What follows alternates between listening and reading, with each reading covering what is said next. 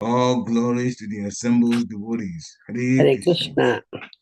All glories to the lotus feet of Sri Sri Guru and Gauranga. Namo Vishnu Padaya Krishna Prestaya Bhutale. Srimati Bhakti Vedanta Swami Namaste Saraswati.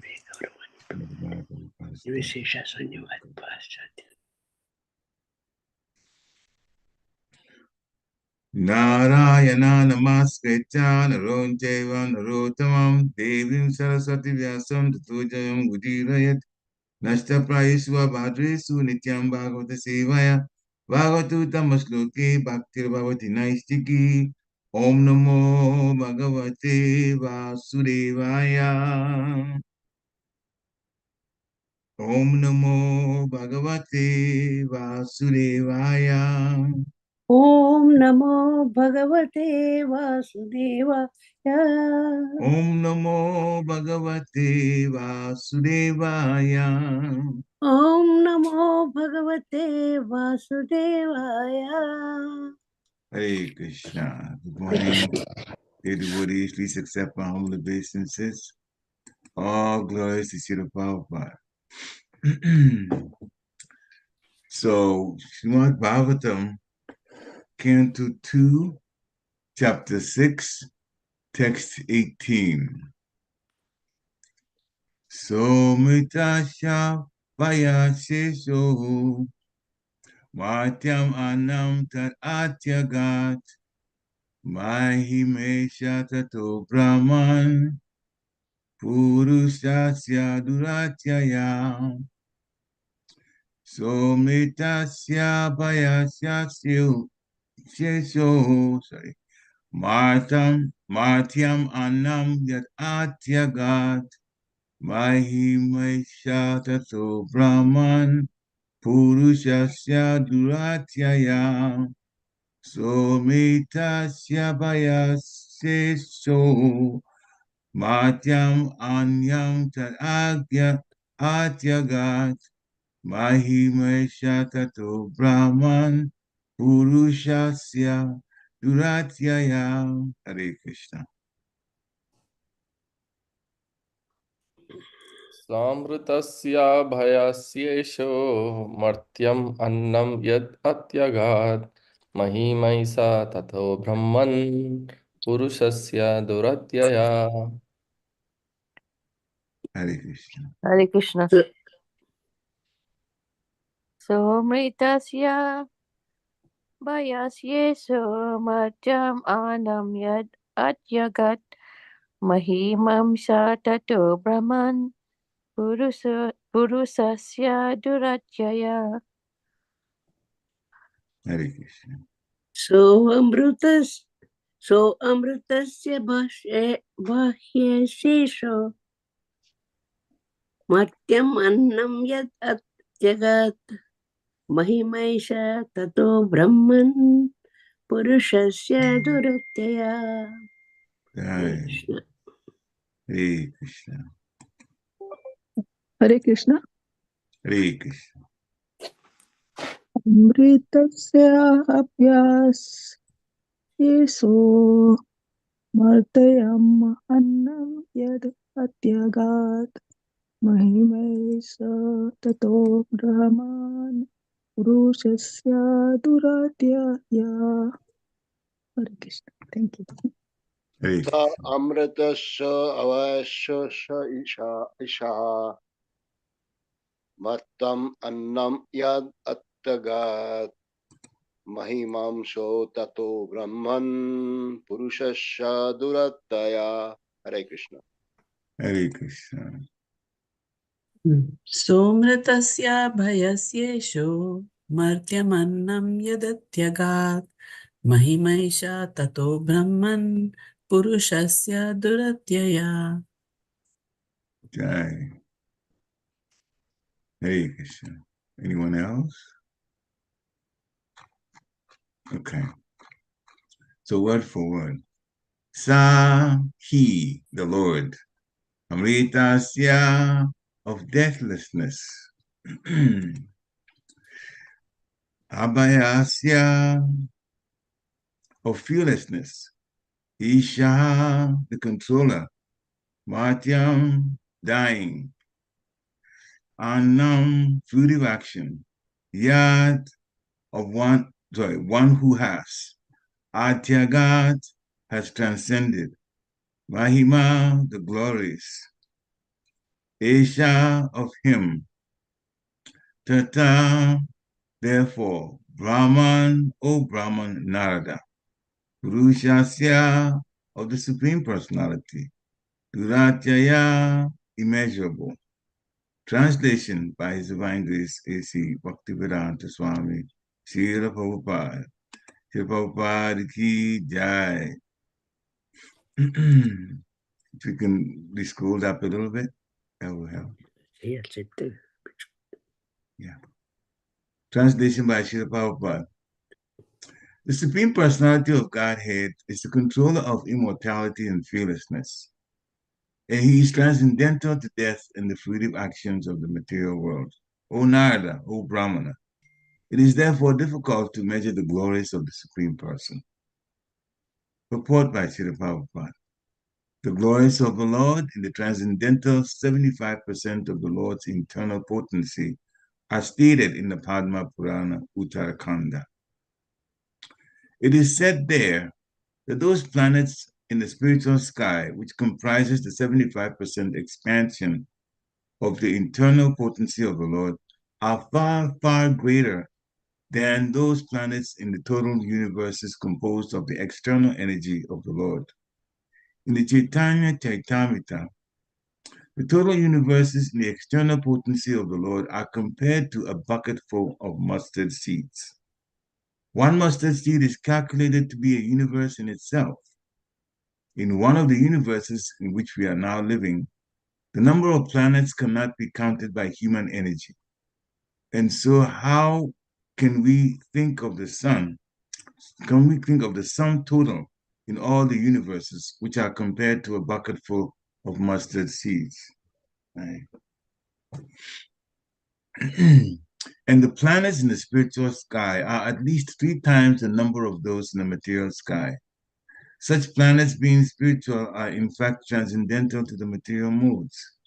Therefore, they are constituted in the mode of unalloyed goodness only. The conception of spiritual bliss, Brahmananda, is fully present in those planets. Each of them is eternal, indestructible, and free from all kinds of limitations experienced in the material world. Each of them is self-eliminating and more powerfully dazzling than, if you can imagine, the total sunshine of millions of mundane suns. The inhabitants of those planets are liberated from birth, death, old age, and diseases, and have full knowledge of everything. They are all godly and free from all sorts of material hankerings.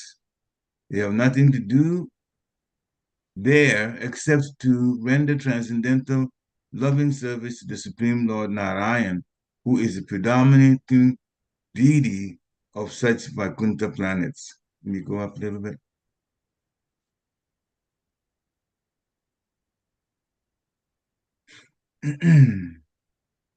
Those liberated souls are engaged incessantly in singing songs mentioned in the Samaveda. Vedai Sangha Panga Gramopanishat Nanishadaya Gayantri Yam Samaga. All of them are personifications of the 5 Upanishads. Sripad Vibhuti, or the 75% known as the internal potency of the Lord, is to be understood as the kingdom of God far beyond the material sky. And when we speak of Pada Vibhuti, or the 25% comprising his external energy, we should understand that this refers to the sphere of the material world. It is also said in the Padma Purana that the kingdom of Tripad Vibhuti is transcendental, whereas the Pada Vibhuti is mundane. Tripad Vibhuti is eternal, whereas the Pada Vibhuti is transient. The Lord and his eternal associates in the transcendental kingdom all have eternal forms which are auspicious infallible, spiritual, and eternally youthful. In other words, there is no birth, death, old age, and disease. That eternal land is full of transcendental enjoyment and full of beauty and bliss. This very fact is also corroborated in this verse of Srimad Bhagavatam, and the transcendental nature is described as Amrita. As described in the Vedas, Uttamrita Vasya Shana, sorry. The Supreme Lord is the Lord of immortality, or in other words, the Lord is immortal, and because he is the Lord of immortality, he can award immortality to his devotees. In the Bhagavad Gita, chapter 8, text 16, the Lord also assures that whoever may go to his abode of immortality shall never return to this mortal land of threefold miseries. The Lord is not like the mundane Lord. The mundane master or Lord never enjoys equally with his subordinates, nor is a mundane Lord immortal, nor can he award immortality to his subordinate. The Supreme Lord, who is the leader of all living entities, can award all the qualities of his personality unto his devotees, including immortality and spiritual bliss. In the material world, there is always anxiety or fearfulness in the hearts of all living entities. But the Lord, being himself the supreme fearless, also awards the same quality of fearlessness to his pure devotees. Mundane existence is itself a kind of fear because in all mundane bodies, the effects of birth, death, old age, and disease always keep a living being compact in fear. In the mundane world, there is always the influence of time, which changes things from one stage to another. And the living entity, originally being abhikar or unchangeable, suffers a great deal on account of changes due to the influence of time. The changing effects of eternal time are conspicuously absent in the immortal kingdom of God, which should therefore be understood to have no influence of time and therefore no fear whatsoever. In the material world, so-called happiness is the result of one's own work. One can become a rich man by dint of one's own hard labor, and there are always fear and doubts as to the duration of such acquired happiness. But in the kingdom of God, no one has to endeavor to attain the standard of happiness. Happiness is the nature of the spirit, as stated in the Vedanta Sutras, Anandamayo Vyashat. The spirit is by nature full of happiness.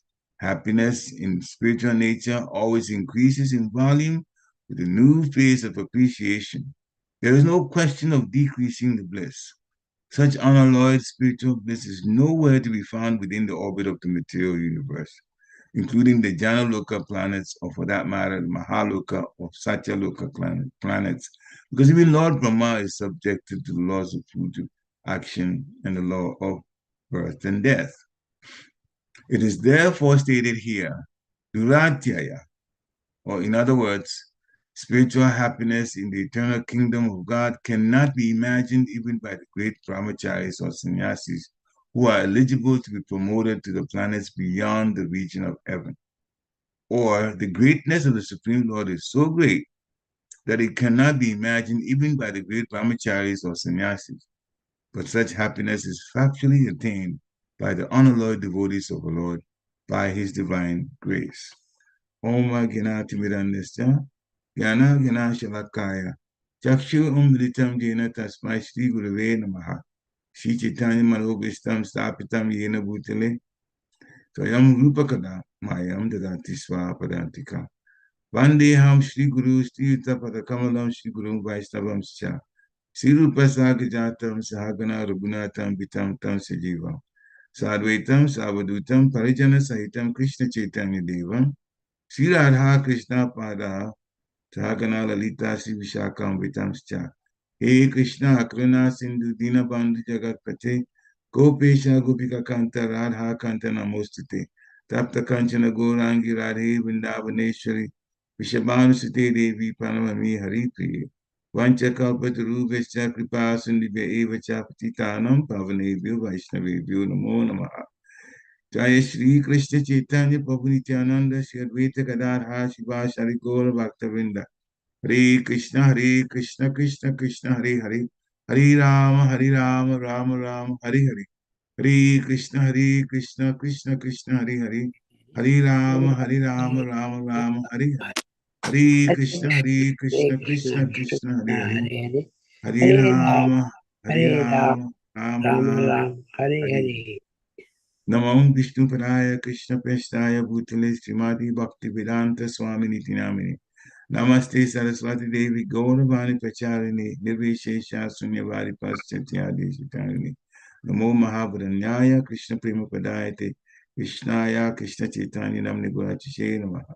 Ananda Lilamaya Vigrahaya Himabhya Divacha Vishnurai Tasmi Mahaprema Raspadaya Chaitanya Chandraya Namo Namaste Chaitanya Chandraya Namo Namaste Chaitanya Chandraya Namo Namaste Chaitanya Chandraya Namo Namaste.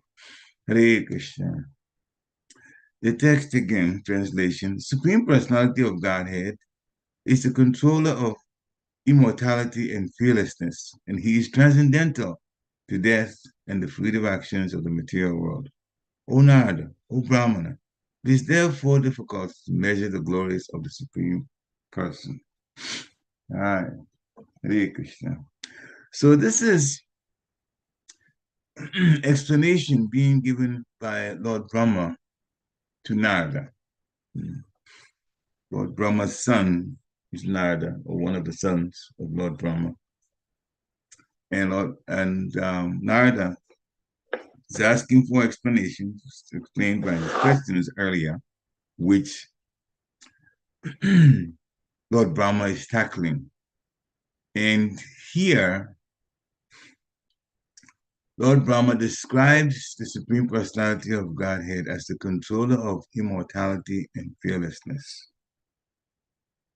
In his expansion as Lord Vishnu, Karanodakshaya Vishnu, Garbhodakshaya Vishnu, and then Shirodakshaya Vishnu, he has various functions as part of the material world's creation, material world's maintenance, and things that go on here in the material world because the Lord is everywhere in his super soul form, present everywhere. So he's controlling like that. And immortality, that's in the spiritual world. Birth and death are in the material world, but immortality is in the spiritual world. So that by Srila Prabhupada's mercy, the way he's explained things to us, we go to, the time comes, we go to the spiritual world. Then these physical bodies and subtle bodies are no longer with us, and death is no longer with us also. And anxiety is also gone. So many things that are troublesome in the material world leave us. So the Lord is the supreme control of everything. But this part here, Lord Brahma is breaking it down, analyzing from the point of view of fearlessness and immortality. And he concludes by saying that the glories of the Lord are very difficult to measure because they are infinite. Infinite. Whatever there is that's glorious or that's glorious, the Lord is that. Or Lord has that ability to the fullest. That's why Krishna is all attractive. In the purport, Srila Prabhupada talks about the spiritual world and the material world, and he says that the spiritual world operates by the Lord's internal potency, and that's 75% of the entire existence. And it is transcendental.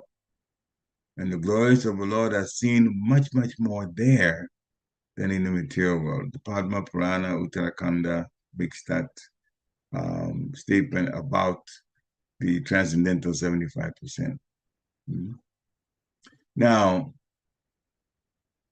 these planets are far greater than those in the total universes.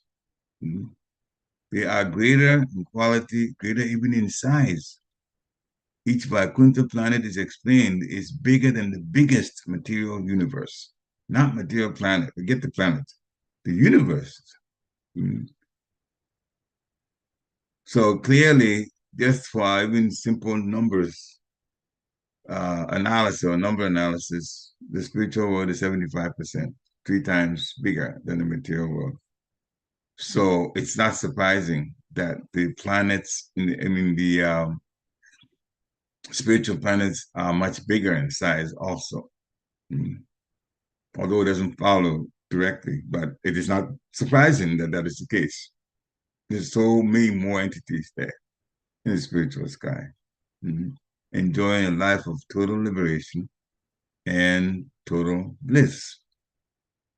Chaitanya Charitamrita Srila Prabhupada says that to compare the material world's universes, it's like having a bucket full of mustard seeds. Now, mustard seeds are very small. Yet Srila Prabhupada compares the universe to a mustard seed. We in the universe, so just one planet on the universe, see even the planet, and this is a small planet, as huge. And there are bigger planets, there are bigger universes in this material world than the universe we're living in.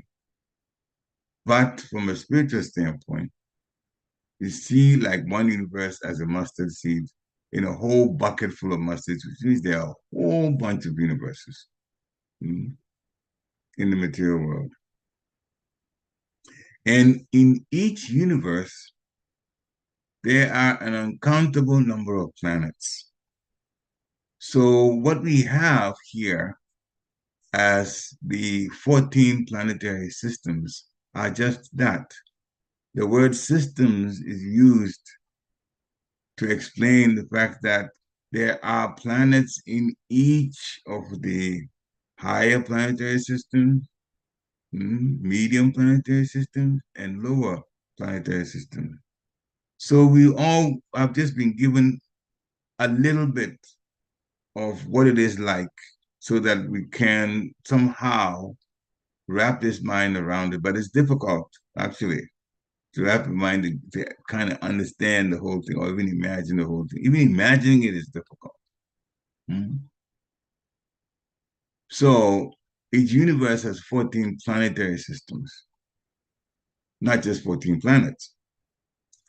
Now, there was one finding in science, and it was reported, and it was just, because it had to do with the planets and so on.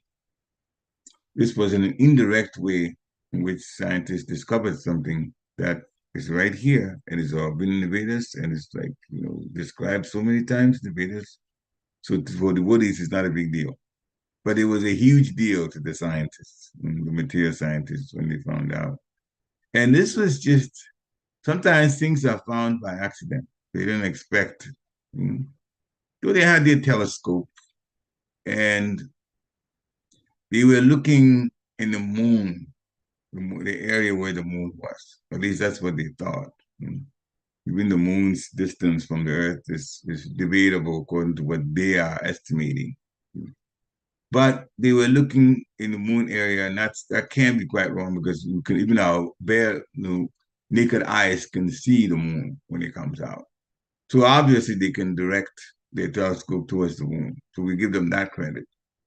But one of the things they found out was that the moon was being obstructed, not at regular intervals, but it was just from the telescope was telling them sometimes it was getting dark, sometimes it was getting brighter, sometimes it was getting dark, but they saw some spots that seemed to be moving.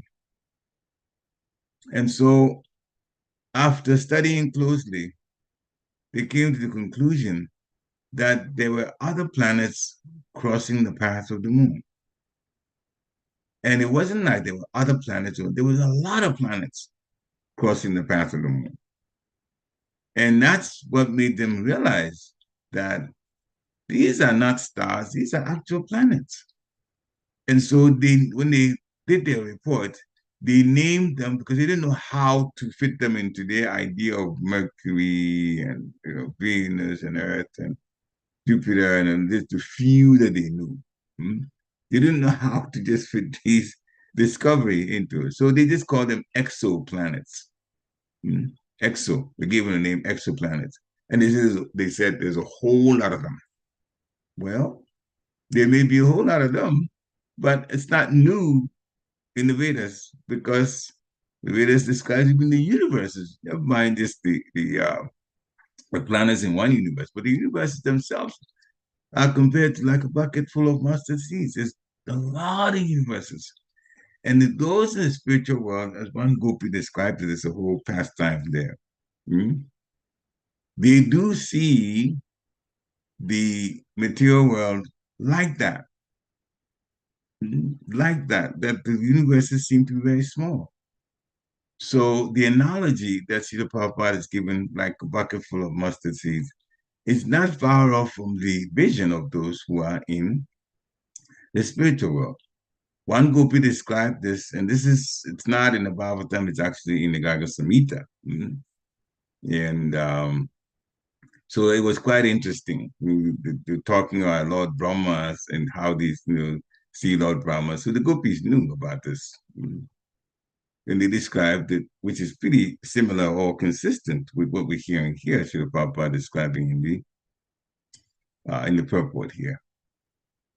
So the planets in the spiritual sky total at least 3 times the number of those in the material sky. And Srila Bhaktisiddhanta Saraswati Thakur Maharaj was using and he, obviously, we all know he's a great scholar. And if you've seen some of his writings, there are quite a few what we compare as big words that are used.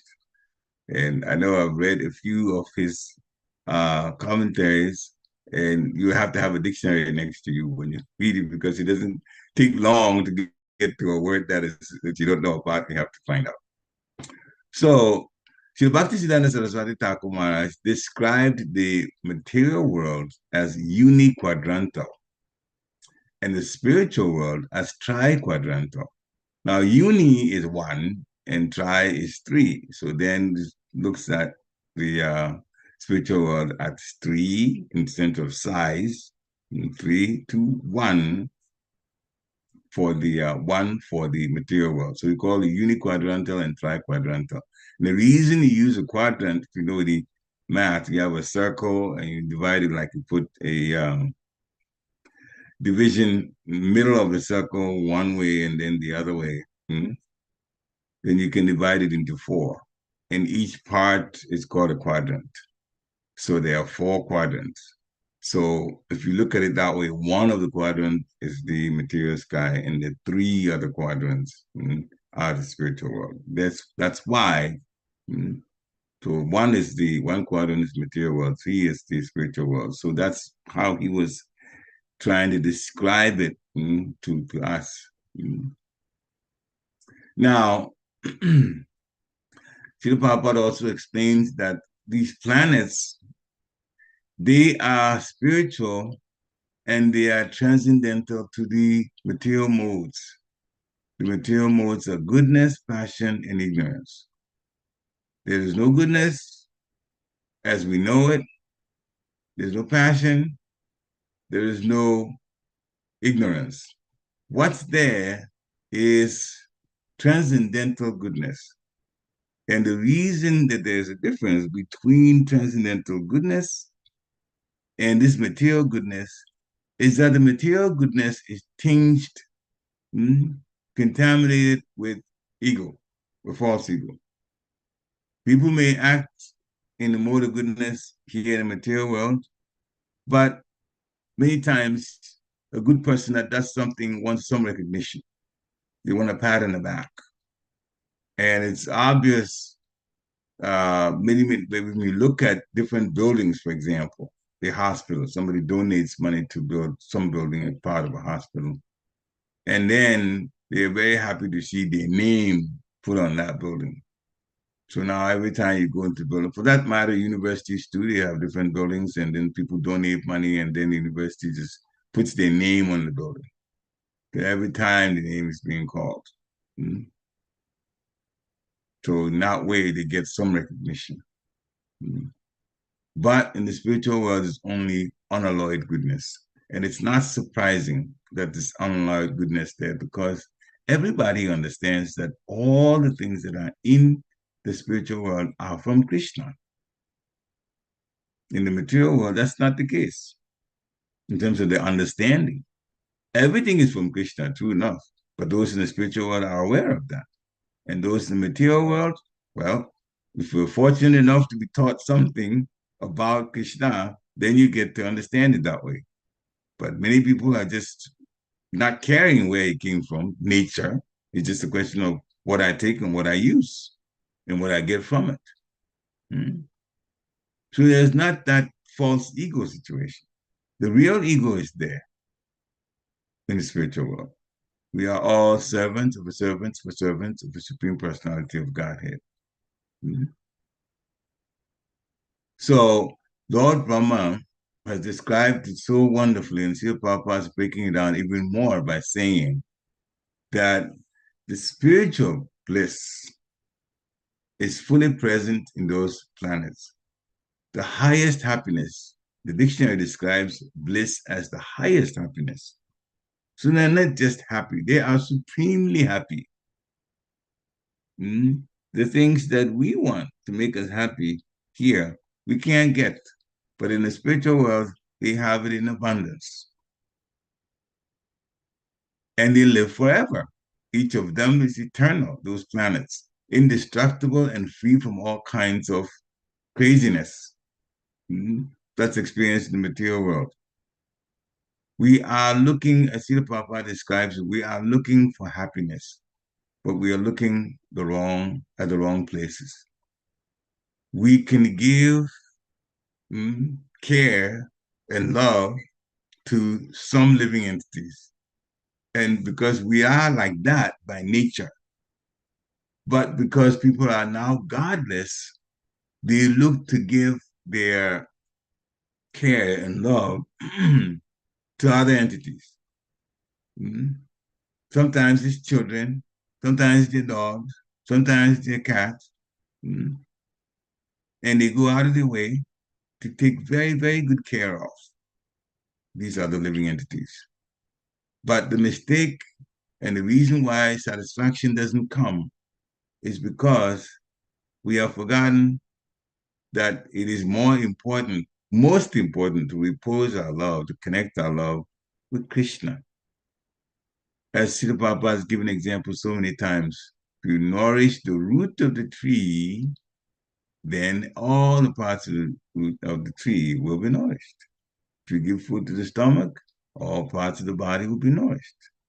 And whenever he said that, he's also mentioned that Krishna, and the example represents the root or the stomach. And so we give everywhere else, and then we realize the happiness simply isn't there. The satisfaction is simply not there.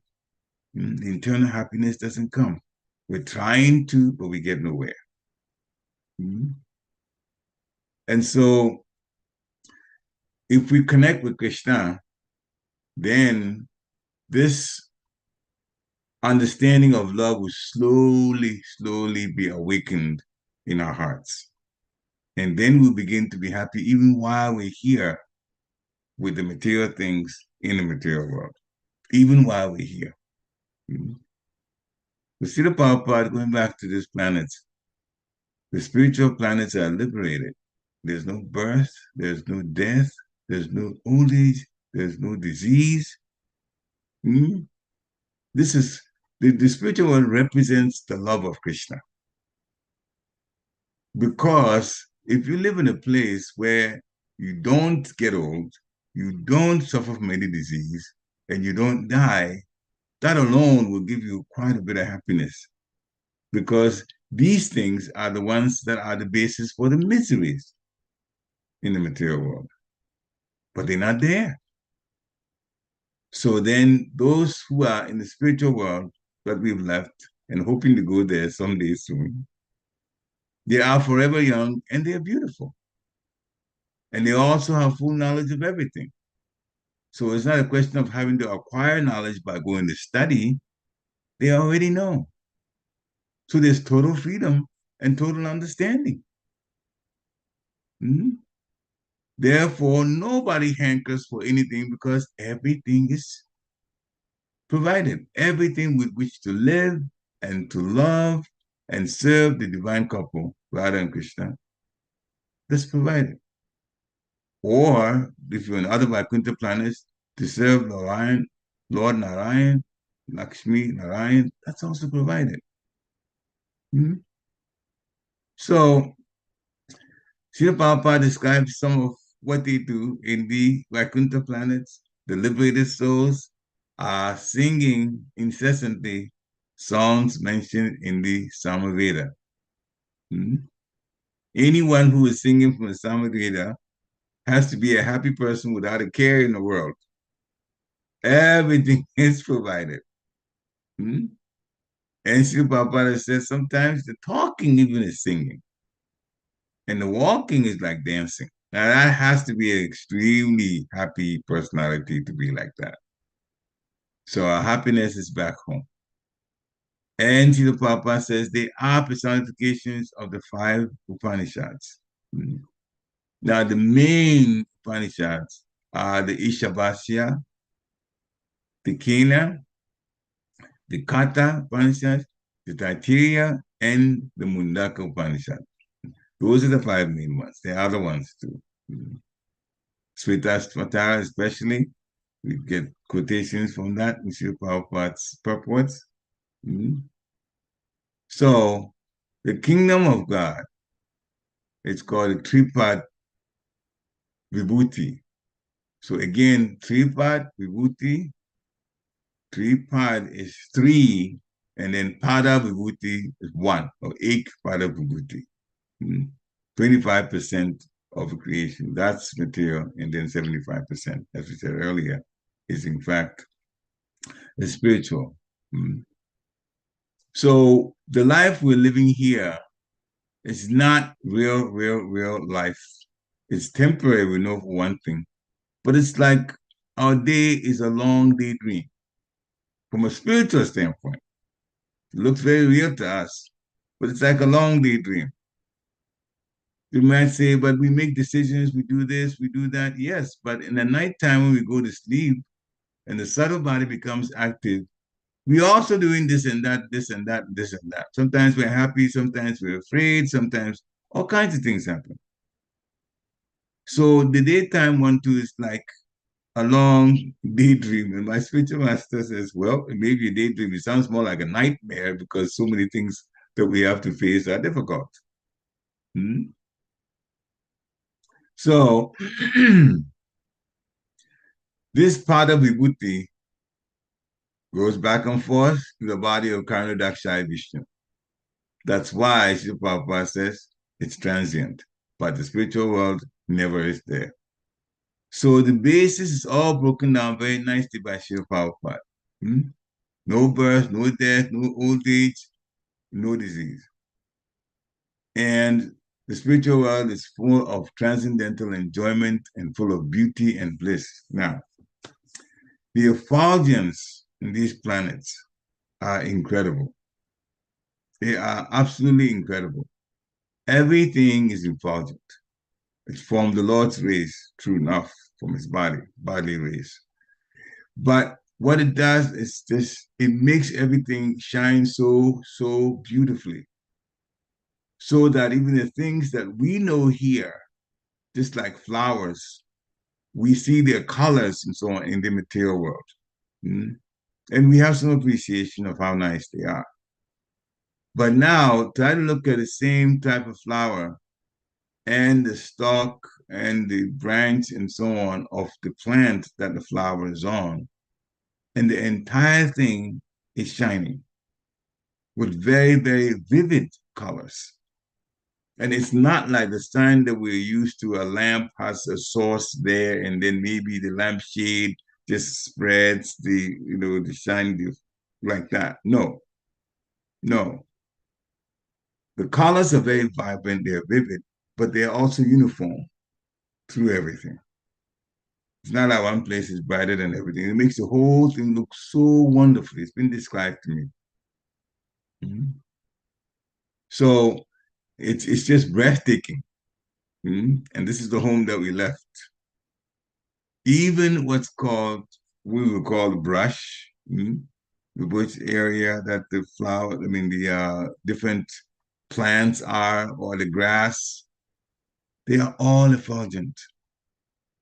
And so the whole place looks exquisitely beautiful. And it stays that way. And the other day, His Holiness Chandrasekhar Swami was describing, see here, we say we have nice lawns and we have to put a lawnmower on it and then mow the lawn. But you don't have to do anything like that in the spiritual world. Everything is beautiful and is also permanent. So the Lord gives immortality, as Lord Brahma explains it. The Lord gives immortality, and he himself is immortal, and where he has no beginning, he has no end. And he can award that to his devotees, and he does award that to his devotees. The time we spend here is only temporary, and in Kali Yuga, it's actually the shortest time too. That's why it is described in Bhagavad Gita, chapter 8, text 16. Abrahma Bhuvana Loka Punavartino Juna, Mam Puhitya tu Konteya Punajanmana Vidyate. From the highest planet in the material world down to the lowest, Brahma Loka to Patala Loka, they are all places of misery. Birth and death take place repeatedly. But Krishna says, anyone who attains to his abode, O son of Kunti, never takes birth again. And some people question is, so we're sure that when we go back to the spiritual world, we never take birth again, but we've been born here. Can't that happen again when we get envious of Krishna? The answer is given by Chandramali Swami, and I actually had thought about it until he confirmed it. With the experience that we go through in the material world before we leave, nobody in their right mind, when they see how much freedom there is and how much love there is in the spiritual world, nobody in their right mind is going to want to come back and live any type of life here in the material world again. Just because the way it is in the spiritual world. We've had the experiences. In other words, in the spiritual world, life in the material world is a life that those in the material world will learn a lesson from. Once we get back to the spiritual world, we'll learn a lesson that this is a place we should never have come to, the material world. And therefore, you don't have to tell Krishna, please don't put me back in the material world. You're not going to want to come here anyway. And so Krishna said clearly, one who attains, it's not like Krishna is going to prevent you from coming back to material world. You're not going to want to come yourself.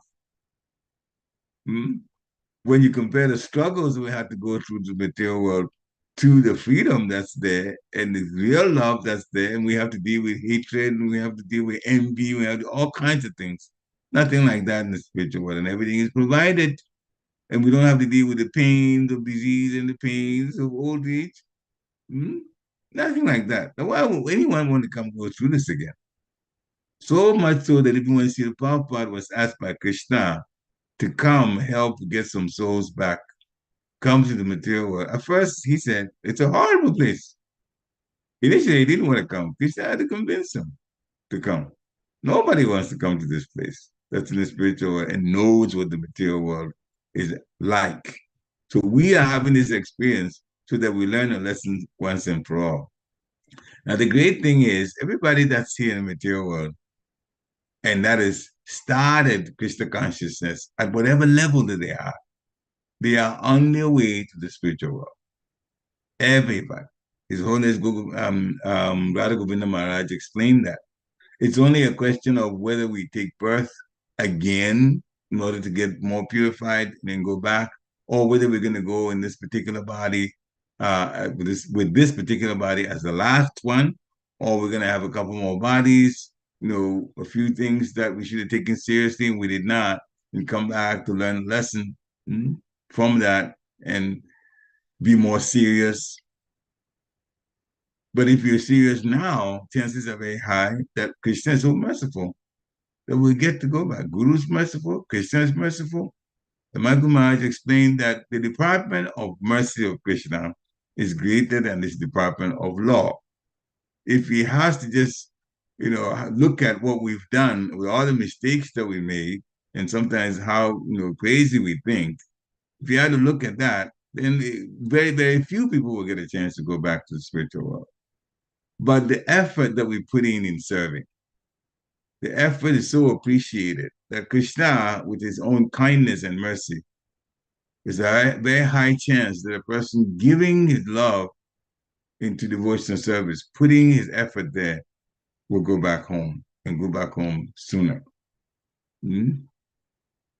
And also the spiritual masters, they have so many spiritual credits. Their whole life is about Krishna. Sometimes it's also explained that a spiritual master, a Diksha Guru, can give some of his spiritual credits to a disciple for Krishna to allow that disciple to go back to the spiritual world. I remember one situation in Harrisburg. There was a devotee that was down with cancer, and it was spreading. She fought it. And for a while, we thought that she was going to be able to survive it. They said pretty much in the hospital when they did a check on her body, everything was gone. A few were in the lymph nodes, but pretty much, the rest of it, the body had no cancer. And then somehow it got worse again because the lymph nodes carry the cells to different parts, and therefore she got quite affected.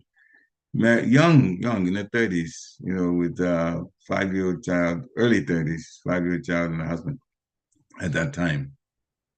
So as soon as Radha Govinda Maharaj came, this person is in Harrisburg, living in Harrisburg with the husband. So Radha Govinda Maharaj came to America, to Harrisburg, and initiated her because she had wanted to take initiation from him.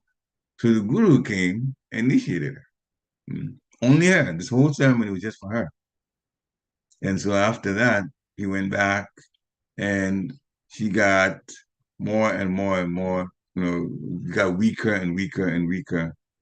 And he got to a point where she became very disappointed in how her life had become because she was fairly young and she wanted to serve her daughter. She was a mother, 5-year-old daughter, and then also wanted to serve her husband as best that she could. But because the body was weak, she was not able to do that. And so it caused her to think that she had been given a raw deal, in the way Americans say, that, this is not good at all. And so then she was beginning to slack in her chanting. But fortunately, some of the devotees were able to convince her that you actually can serve your husband and your daughter by being more serious in Krishna consciousness with what you can do now. Now that you're down, the only thing you can do is chant and hear about the Lord, and hear about lectures and kirtans and bhajans, and keep chanting. Because there is a boon that you are already with a family that's open to Krishna. You're not with a family that does not like Krishna. Your husband is Krishna conscious. Your daughter is also going where we have Krishna conscious programs. So they all are open to Krishna, and therefore, if you make it back to the spiritual world, whatever time it is that you leave the material world, and you make it back to the spiritual world, that gives your whole family a very, very great opportunity to also leave the material world when they leave their bodies, because you're gone. A person that leaves the body generations before and generations after also they leave the body and they go to the spiritual world. That is the point there, the important point. Then there's liberation given to some members of the family before and after. And even those who are before, you may wonder, well, so the grandfather's already left, great grandfather's already left, and the great grandchild has become a devotee. And they worked hard on their consciousness and they served well, and Krishna has been merciful. Guru has pleaded for them, and that person now leaving the body has got a chance to go to the spiritual world. What happens to the grandfather and the great grandfather and those? Krishna, the answer is also in the Karga Samhita. Krishna sends his agents to go look for those particular souls, wherever they are, and give them liberation, get out of the material world.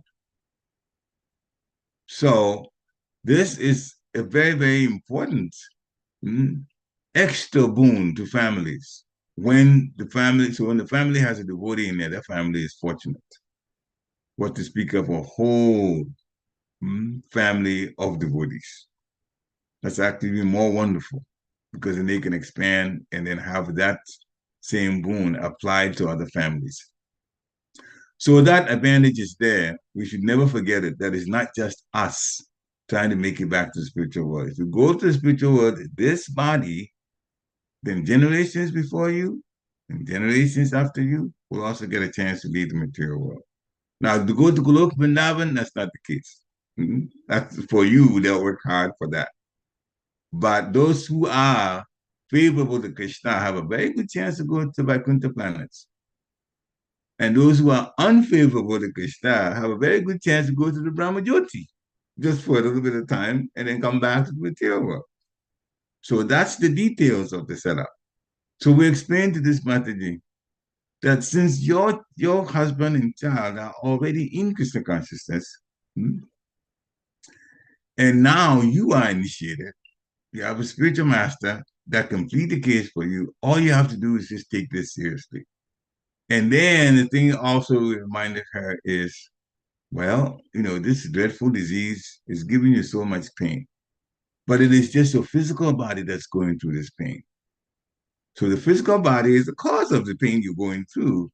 And if that is the case, does it make sense to come back and take another physical body again, knowing what this one has done to you? She says, no. I said, well, then it means you have to live the rest of your life without a physical body. Then if you're going to live the rest of your life without a physical body, you can't do that in the material world. It has to be spiritual world. You said, yeah, well, then you have to prepare to go. And so from that point on, she chanted seriously. She never quit. And on and on and on and on and on. And yeah, she did in fact leave the body a few months after that.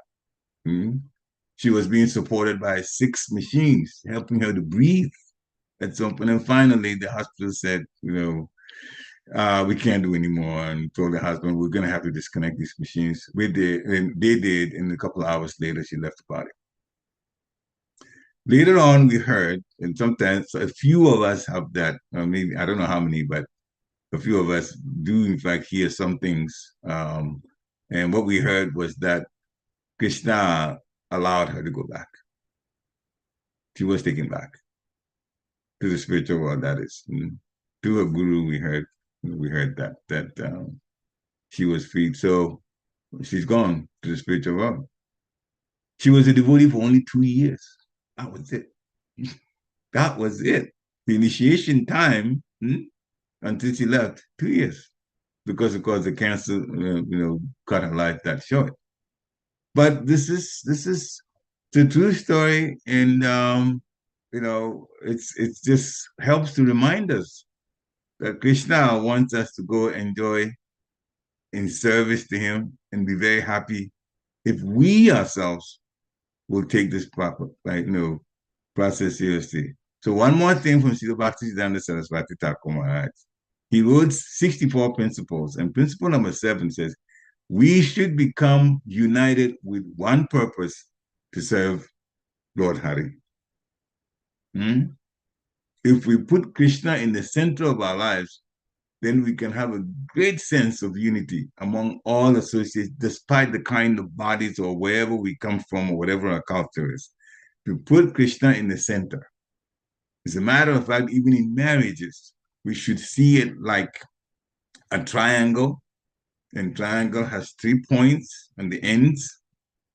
One point could be husband, second point could be a wife, and then they are connected to the third point. And the third point is Krishna. So that life should be a Krishna conscious life for both the husband and wife, because they're going to relate together, but they also should live the life. We all should live our lives so that Krishna is in the center of everything that we do. And that way, our children will learn from us, and they'll also see life that way. So yes, there's a huge opportunity now, and now Lord Brahma has described how wonderful the spiritual world is. And we know we are in a suffering condition. The Kali Yuga is one of the yugas that really brings out the point that the soul might suffering. But it's also short. Life is short, and if we take advantage of it, we are already in the middle of 2024. The first month is already the middle of that, and it just started like yesterday. So the opportunity to go back to the spiritual world is one we should take seriously. And for the mercy, effort that we put in, we'll get the mercy. And hopefully we won't have to come back. So Papa says, finish your business. Finish the business of Krishna consciousness with this body you have. Read the books, make discussions, and then go home. Shri Prabhupada ki jai. So, thank you very much. Hopefully you're excited about wanting to go home. It's the best thing for us, Brandon. It's the best thing for us. Are there any questions? I am excited to go. Oh, absolutely. But I don't know. It's not in my hands. It's not. The way I do a devotional service, the way Krishna accepts, it depends on that. But now it reminds me of something I have to tell you, Mataji. Everything you said is true. It's not in our hands, in our hands. But I heard a lecture. This time in Giranagri, I was on the altar. I had been trained to dress code attire. So it was Mangalarti was over, and we're dressing, someone dressing to the gopis. And there's a little tape recorder. At that time it was tape on the back. There was a lecture playing. Srila Prabhupada's lecture. We were listening as we were dressing. And Srila Prabhupada says, we have a great opportunity to go, especially because Krishna is very kind.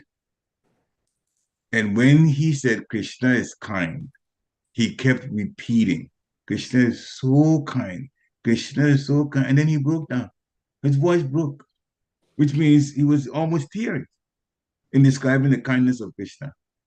So it is true that when we make an effort and give our lives to Krishna, listen, it's so difficult. It's all yours. You decide my life. You decide what happens every second of my life for me.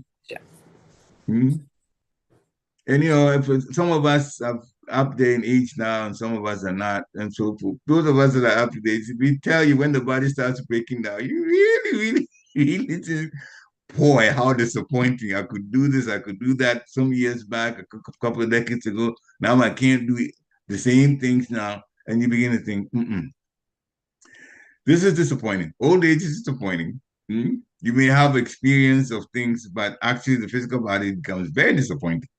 The people like me who are do-it-yourself type of person, I'm looking at my equipment, I can't do anything with them. It's just so frustrating.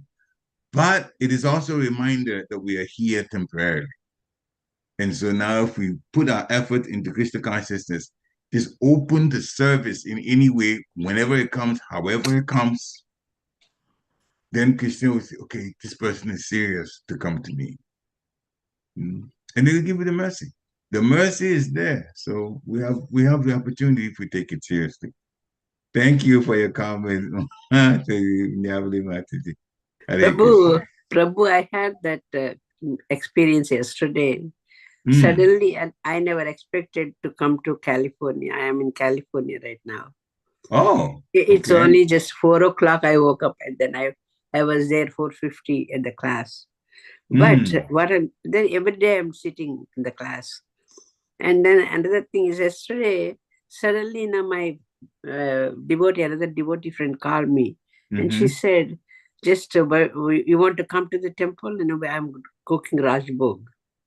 I said, "Fine, I'm coming." And 7 o'clock, let us go at 7 o'clock. Will you be ready? I said, "No, I'll be ready." Then afterwards, she said, "No, that other lady is cooking the Rajbhog. We're not cooking the Rajbhog, but they need the help." I said, "Fine, I'm going there." And yesterday I was there. I listened to my Guru Maharaj lecture, and I was there. I saw my Guru Maharaj, and then I did some service there unexpectedly. I didn't expect that. Yeah. Unexpectedly, I did that, but I was so happy. Oh, I could go to the temple. I had good darshan, and then had a good lecture from my Guru Maharaj, and then did the service. That's enough for me. I had like that. Unexpectedly, Krishna called me, and I said, "Okay, I did something for the book." Right. That's the beauty of service. That's That the makes beauty. me happy. Yeah. Yes. Whenever the opportunity comes and you take it, you will be happy. You never grumble. Oh, why are they doing this? Why are they, I have other things to do. I can't. No, it's when service comes first, you're doing something, and all of a sudden things get changed. You just jump right to it and go ahead.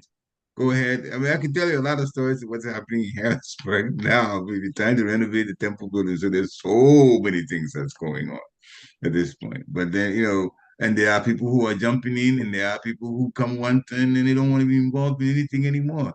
And that's sad, but because they don't realize the joy that comes from service. So thank you for relating what, this, and you have to get up early too. When you get unexpectedly that service, then that it makes me happy.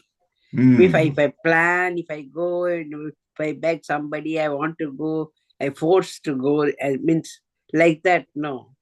But unexpectedly, I went there, I did the service, I was so happy. And then I saw all the devotees there whom I know. So, okay. Guru Maharaj, that was really unexpected thing yesterday. Hare Krishna. Hare Basic Prabhu.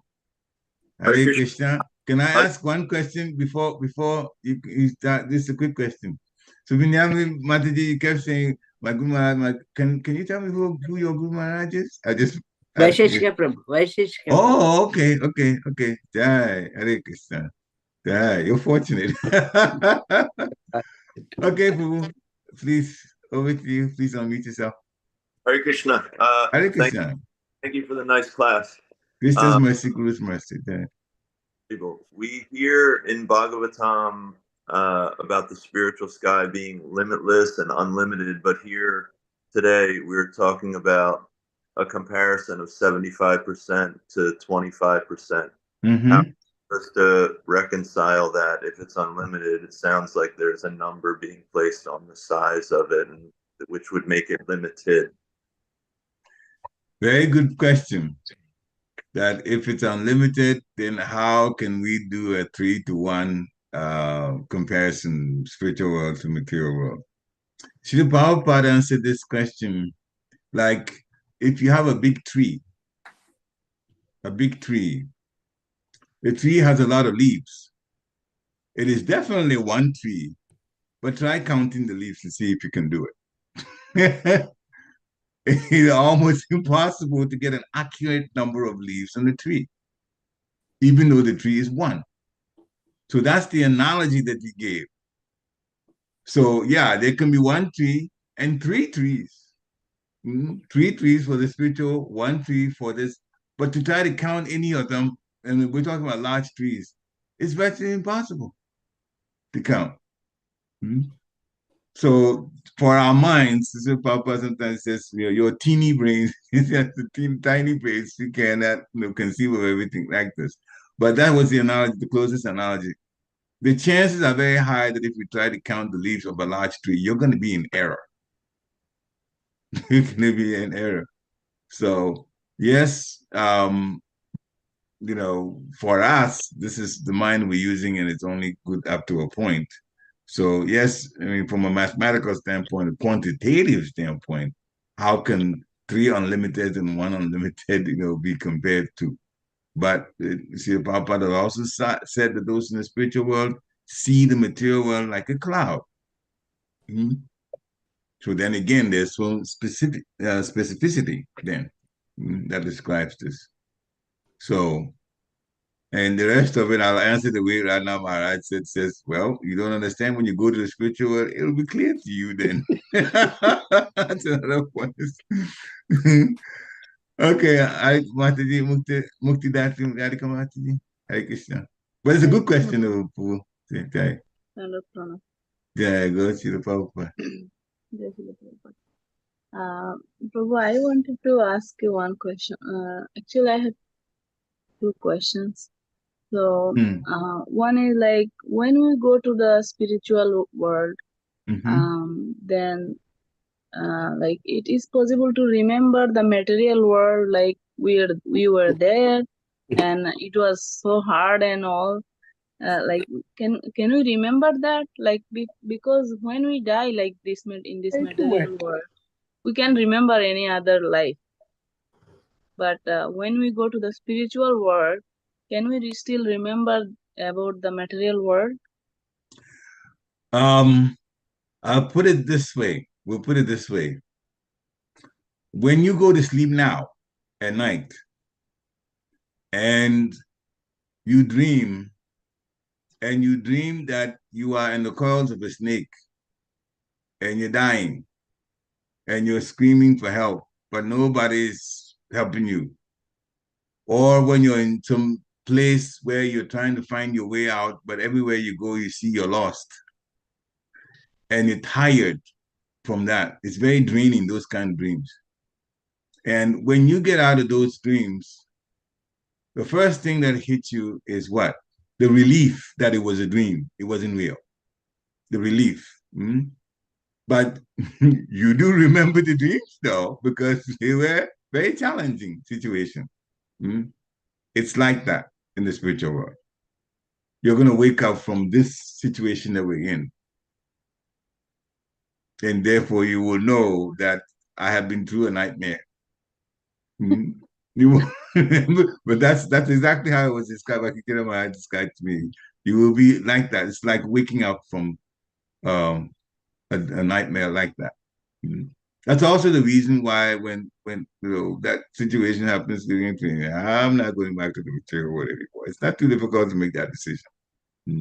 Very good question. So, what's your second question, if you don't mind, Mataji? Yes, Prabhu. Like we are always here that Krishna is merciful. Yes. And we should serve Krishna without any cause, without any cause. So, also another lecture I heard that like the deity of the Gaurnitai, we worship like Radha Krishna, Gaurnitai, Jagannath, Baldev, Subhadra. So Gaurnitai doesn't take any offense. And and Krishna, he is merciful. So how can he take offenses? I don't understand that things. I heard Krishna forgive for how much, 20% or something offense he forgive, and Jagannath he forgive for 80%. So I don't understand that things. Krishna is merciful, then how can he take offense?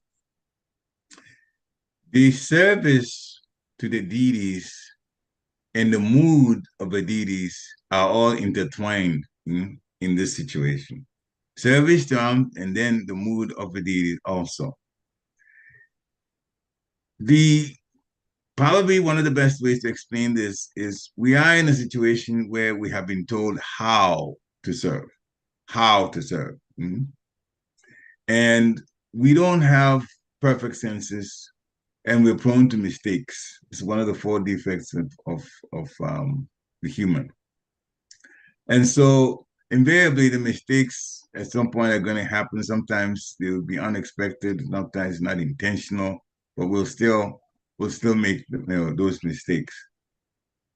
The point about this, the answer to your question about Radha Krishna and the extent to which they're merciful, and it's more merciful for Jagannath Spada and then even Gonitai. It's just set up to help us in our consciousness when we're serving. So we know that we are all growing in Krishna consciousness. We are all at different stages of purity.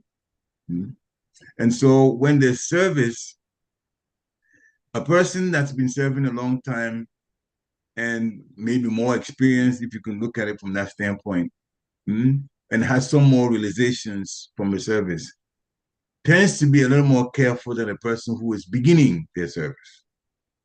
And so it's set up in such a way in many of the temples that those with more experience and likely to be steady in their services are given the service to Radha and Krishna to serve.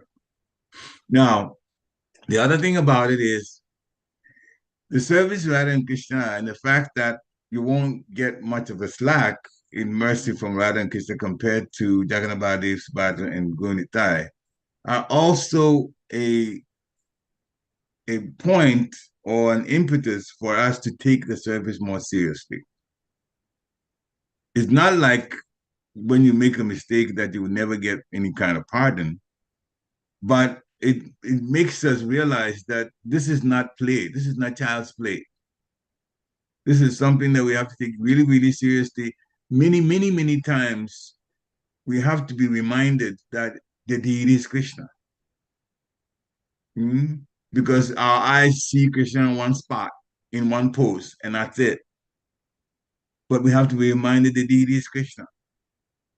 And so with that, the chances are high, and I've seen this happen with some devotees, that they say they're addressing the deities and so on, but the consciousness, you see how they treat the deities and how they put the clothes on it, they're not thinking more as a person, much as a supreme person that they're serving. And so since those mistakes can be made and are made by devotees, then Krishna, in his merciful form, has the Gonitai deity, which gives more of a break to the so-called neophyte that's trying to serve, that hasn't come to the consciousness and understanding you're dealing not only with the personality, but the highest personality there is. Okay, so one, the mercy is there given by Jagannath's father and Gonitai. And the mercy is less, or is explained to us as less from Radha Krishna, so we take Radha Krishna more seriously. That's there because it plays on our mind. But the mercy from Gonitai means whatever you do, they're not going to leave you behind. In the same analogy can be put in the case of what Krishna says in Bhagavad Gita and what Lord Chaitanya says. Lord Chaitanya says, chant Hare Krishna. You can get love of Godhead by chanting Hare Krishna with great focus or with great joy and putting your heart out to chant. Krishna says in Bhagavad Gita, surrender to me. You surrender first. You don't sing, you just surrender first. You give your life, you make so many decisions materially, I'm going to do this, this, this. No, begin to think everything should be done, and I'm just an instrument. You use me to do everything. You have to have that kind of, mentality. Or you also have to be tired. That's the other way that works too. Tired of making so many decisions and having so many disappointments. And it's okay, I'm tired. Krishna, you take over. You take over. You take over. This is too hard. I'm looking back on my life and I tried this and it didn't work. I tried that, it didn't work. I'm not doing anymore. I'll be the puppet. You just run my life like that. That is also that. But Lord Chaitanya says, be happy, sing Hare Krishna mantra, and that's all. He didn't require surrender. He just required put your heart out and sing and have fun and dance. And the holy name will come. The holy name has its potency. You just dance like that. So they gave the mercy that way. But these other restrictions are to tell us that this is not a joke. That we allow Maya to come in and do whatever, but we have to take things very, very seriously. So it's actually good that in Radha Krishna worship, Radha Krishna is just sum total of everybody, everything. That seriousness is there by putting us a restriction. See, we are like that. We are like that as humans. Unless we say, if you don't do such, the police can come and take you and put you in prison. Then you're taking it seriously. Hmm? Or even if you come to service, get up early and come to Mangalati. Well, some people do, some people don't. But if you're the one that has to open the temple and open the door for the deities to come, you will be there. Because you know, if you don't do it, the entire thing is falling apart. So even if it's snowing outside, whatever it is, you'll make arrangements to be there. So the more responsibility you give, and see, our minds are crazy like that. We have to give more responsibility before we take things seriously. And so that part is there in the Radha Krishna worship and the requirements. And then the mercy is there from the Gonitai because you have turned your attention to Krishna. So one way or the other, even if you're just falling apart, you're not so great at it, Krishna will give you the mercy through this particular incarnation of Gonitai. So that's how it's set up. That's my understanding of it. Hare Krishna. Hare Krishna, Prabhu. Thank you so much. Hare Krishna. Glory to Guru and Guranga. Jai. Any other questions? If not, then thank you very much for allowing us to talk about this. Is wonderful Krishna Katha. Always we have to say Sarvadharman Parityaja. Yes. Because yes. There's nothing in our hands. We cannot decide anything. Yeah. But sometimes it takes maturing to get to that point. Because when we're younger, we think, oh, we can do this, we can do that. Yeah. That's true. But when you look back in our lives and say, oh, if I only understood it that way, my younger life would have been easier. It's given to Krishna to do. But we sometimes try to do we think like that, but sometimes this life is better because I did all my duties, that now I can think of God only.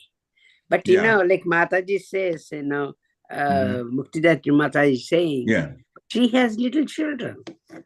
There's nothing, and she has to have both that Krishna's duty and then children's duties also. So that is the duty Krishna gave her. See, sometimes we have to think in a family and children, everything. That also Krishna gave us the duty. So we have to finish that duty and then do. But at the same time, do whatever best you can do. That's it. Yeah. Very I'm important. Doing both, Mataji. That's what I'm saying. We all did all that. We all did at that age. But we did both. But we can do that much devotion. And because I had to devote to a family. So how Prabhu was saying, like, we have to take responsibility. Then, like you said, like the temple, if it is snowing outside and, if you have responsibility to open the door, then you have to wake up and go. So the same thing family also you're doing now. That's it. Yeah, just like that. But ask Krishna to just mercy. That's it. How much he is giving, that is up to him only. Yeah, I was never thinking that I will go and cook for the deities with this little baby right now. But somehow I got the responsibility, and for 2 weeks we are managing it. Like we are doing it, and also like before the last week, there was like snowing and the weather was gonna be bad. The satsang was cancelled, but we are scheduled for like to cook to the temple. Then like day before night, we are like, okay, we have to go anyhow. Like if it is weather bad or something, we don't have to care about that. We have to go. We are scheduled. That's very good mentality. As soon as you make a decision that even though the weather may be challenging, then Krishna steps in. Yeah, we're just there, and the snowing is nothing like matter. If you have like the responsibility to do it. Yes, when inconveniences come and you serve anyway, that you grow faster that way. You really, really grow faster that way because then Krishna will sweeten the whole service attitude and the joy you get from service. if you overcome inconvenience. Bhaktivinoda Thakur said it. He said, "My trials are my sweetness of service to the Lord." My trials. He put it that way. Mm. So That's yeah, what happened yesterday to me. And I didn't expect. I just went and did the service. Yeah. It so happened Krishna arranged everything. It's wonderful like that. It's wonderful Even like though that. it is hard, but after doing all the things, you feel a great feel happiness happy. inside. Yes. Yeah. You grow more. Yeah. You grow more That pleasure way. is something. Mm-hmm. Yeah. That comes. Yeah, we were thinking like, okay, maybe we'll change to other days or like something we are thinking. Then after the service is done, I said, okay, it's okay. I think this is fine. Then you begin to think it wasn't so bad. Because Krishna helped you. Yeah. And you get more credits that way. Then you become more confident in Krishna consciousness. Get confident in the fact that Krishna will be there for you. You just should want to serve. That's all. And Krishna will be there for you.